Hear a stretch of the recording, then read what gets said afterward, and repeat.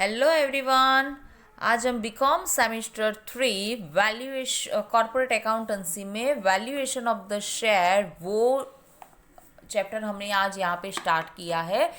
Last lecture में मैंने आपको उसका फॉर्मेट जो है वो एक्सप्लेन किया था। आज हम इसके प्रैक्टिकल सम्स जो है वो स्टार्ट कर रहे हैं। तो उसके लिए मैंने यहाँ पे लिया है सम नंबर 8, जिसकी डिटेल्स पेज नंबर 127 पे अवेलेबल है। ओके, तो यहाँ पे हमें एक बैलेंस शीट दिया है। बैलेंस शीट की जो डिटेल्स है वो रैंडम दी हुई है, मतलब कि लायबिलिटीज एसेट्स वो मिक्सअप है। हमें अपनी ओर से उसको अरेंज करके सम जो है वो कैलकुलेट करना है। तो प्लीज़ आप वहाँ से देख लेना, मैं एडिशनल इन्फॉर्मेशन से डिटेल स्टार्ट कर रही हूँ। ओके, तो यहाँ पे देख सकते हैं कि 5000 equity share of ₹100 each, on which 80 rupees per share have been paid. 2000 equity share of ₹100 each fully paid. Additional informations: the book value of stock and machinery is to be reduced by 25% and 20% respectively, and building is to be increased by 50%. The average annual profit of last 3 years after deducting income tax at 50% is ₹1,02,000. The expected rate of return on capital employed in this type of business is considered to be 10%, and the goodwill of the company is now valued at 2,70,000. And they says calculate the fair value of equity share of the company. अब देखो, यहाँ पे goodwill की calculation करने की ज़रूरत नहीं है, क्योंकि गुडविल की वैल्यू ऑलरेडी उन्होंने कैलकुलेट करके हमें दी है। तो हम सम जो है वो डायरेक्ट नेट एसेट्स के कैलकुलेशन से ही स्टार्ट कर सकते हैं। तो आप यहाँ पे देख सकते हैं कि नेट एसेट्स, तो गुडविल 2,70,000। मैं आपसे कह रही हूँ कि आप जब भी ये सम चेक करें, मतलब कि सॉल्व करने के लिए बैठे, तो अपने पास टेक्स्ट बुक रखिए, ताकि मैं बार बार टेक्स्ट बुक हाथ में नहीं लूँगी। आपके पास टेक्स्ट बुक है तो आपको पता चले कि कौन सी एंट्री क्यों ऐसे हुई है। ओके, तो सबसे पहले स्टॉक की वैल्यू है 80,000। उन्होंने कहा है कि 25% उसको डिडक्ट करना है, तो मतलब कि 20,000 उसमें से डिडक्ट करेंगे तो अमाउंट मिलेगी 60,000। मशीनरी में भी उन्होंने सेम कहा है, तो 5 lakhs में से 20,000 डिडक्ट करेंगे, 1 lakhs डिडक्ट होगा, तो आउट ऑफ कॉलम में अमाउंट जाएगी 4 lakhs। बिल्डिंग के बारे में उन्होंने कहा है कि 50% मोर है, तो 2 lakhs के 50% मतलब कि 1 lakhs, तो बिल्डिंग की अमाउंट हो जाएगी 3 lakhs। एंड बैंक बैलेंस है 50,000। नेक्स्ट है इन्वेस्टमेंट्स। तो इन्वेस्टमेंट्स में तो जो दो टाइप्स के इन्वेस्टमेंट्स दिए हुए हैं, दोनों का टोटल किया है। डेटर्स में बैड डेब्ट्स रिजर्व्स जो है वो उसमें से डिडक्ट की है, और लास्ट है कैश। तो इस हिसाब से हमें यहाँ पे मिल जाती है टोटल एसेट्स।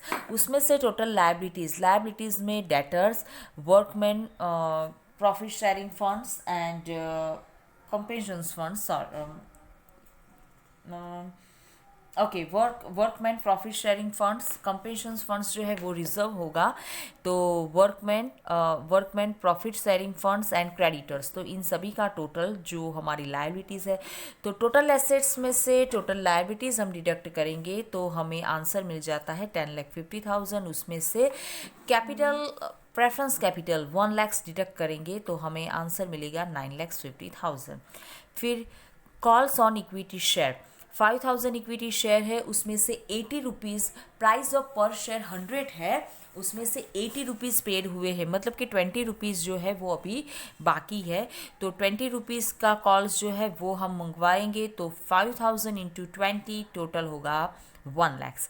तो अब हमारी नेचुरल नेट एसेट्स कितनी हो जाएगी, तो वो अमाउंट होगी 10,50,000। ओके, अब इंट्रिंसिक वैल्यू का फॉर्मूला रखेंगे। Net assets divided by number of equity share. Net assets तो अभी हमने कैलकुलेशन किया है 10,50,000 divided by number of equity share, तो 5,000 प्लस 2,000 टोटल 7,000। तो इससे हमें आंसर मिल जाता है 150 rupees fully paid up value. अब हमारे पास एक शेयर जो है उसमें से सिर्फ 80 पेज हुए थे, 20 नहीं हुए थे। तो हाफ पार्टली पेड अप की वैल्यू क्या होगी, तो 150 में से जो 20 का कॉल्स बाकी है वो डिडक्ट करेंगे, तो partly paid up intrinsic value हमें मिल जाएगी 130। उसी हिसाब से मार्केट वैल्यू का फॉर्मूला क्या है, तो मार्केट वैल्यू का फॉर्मूला है हमारा rate of dividend divided by expected rate of return into paid up पर शेयर।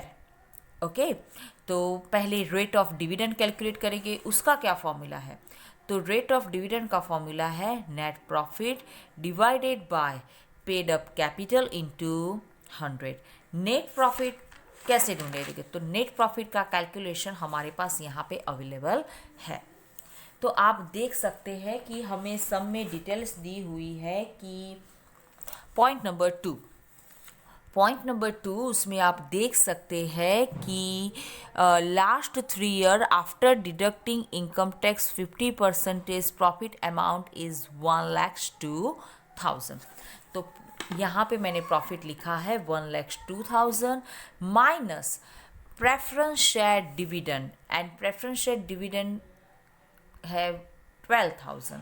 तो हमारा नेट प्रॉफिट जो मिल जाता है वो हमें यहाँ से मिला है 90,000। ओके, तो हम जो फॉर्मूला है वहाँ पे रख देंगे ये अमाउंट, तो 90,000 divided by paid up capital, total paid up capital है 6 lakhs into 100। So rate of dividend यहाँ पे हमें मिल जाता है 15,000। ओके, तो rate of dividend fully paid up में 50 divided by expected rate of return मतलब कि 10 इंटू 100।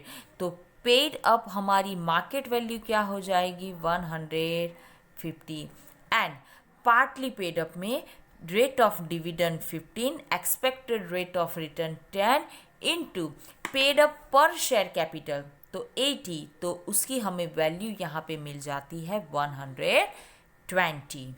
ओके, तो अब हमारी फेयर वैल्यू क्या होगी, तो intrinsic value plus market value divided by 2। Fully paid up, तो इंट्रिंसिक वैल्यू भी 150 है, मार्केट वैल्यू भी 150 है, डिवाइडेड बाय 2, तो फेयर वैल्यू हमें मिल जाती है again 150। And partly paid up में 130 प्लस 120 डिवाइडेड बाय 2, तो उसकी वैल्यू हमें क्या मिल जाती है 125। आज हमने ये जो सम किया है वो इजी भी है और इम्पोर्टेंस भी था, फर्स्ट वाला था इसलिए हमने थोड़ा इजी सम लिया है, आगे भी वैसे ही होगे। आई एम श्योर कि आपका जो फंडा है आप अच्छे से उसको समझ पाए होगे। आज हमने ये जो सम किया है उसकी लिंक भी मैंने डिस्क्रिप्शन बॉक्स में डाल दी है, तो आप वहाँ से उसकी PDF जो है वो डाउनलोड कर सकते हैं, तो प्लीज़ आप देख लेना वहाँ से। And now thanks for watching, bye bye, take care.